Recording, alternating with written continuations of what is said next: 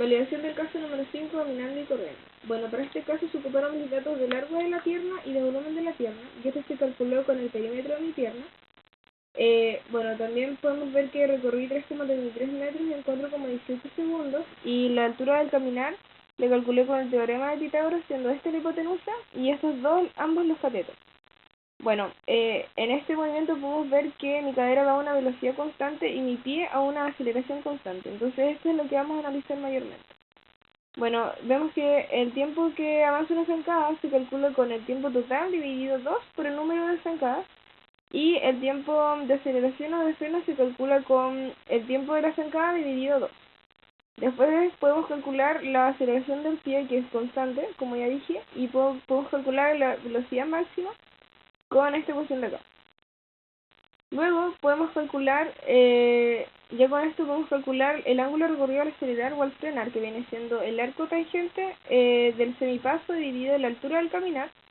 Y luego podemos calcular la aceleración angular con esta ecuación de acá, siendo la velocidad angular 0. Y bueno, después con esto podemos calcular la velocidad angular máxima con esta ecuación de acá. Y ya teniendo esta velocidad angular máxima, podemos calcular la aceleración angular del frenado con la misma de la aceleración angular, pero acá en vez de 0 es la velocidad angular máxima. Bueno, luego podemos calcular los datos del momento de inercia. Acá podemos ver la masa de la pierna, la masa corporal sin piernas que se calculó anteriormente. Y con esta ecuación de acá podemos calcular la distancia del centro de masa, pierna, eje de rotación. Y con esto podemos calcular el momento de inercia de la pierna en torno al centro de masa. Y después podemos calcular con el teorema de Steiner el momento de inercia de la pierna en torno al extremo.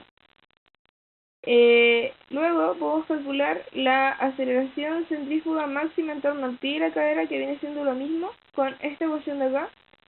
Y también podemos calcular la velocidad tangencial del pie sin traslación, que es con esta ecuación de acá.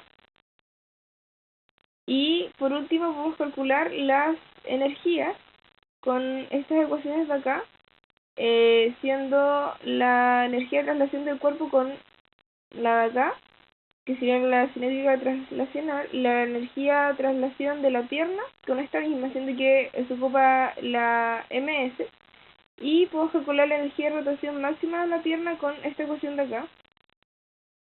Y la energía cinética total viene siendo de la rotación más la de traslación de la pierna.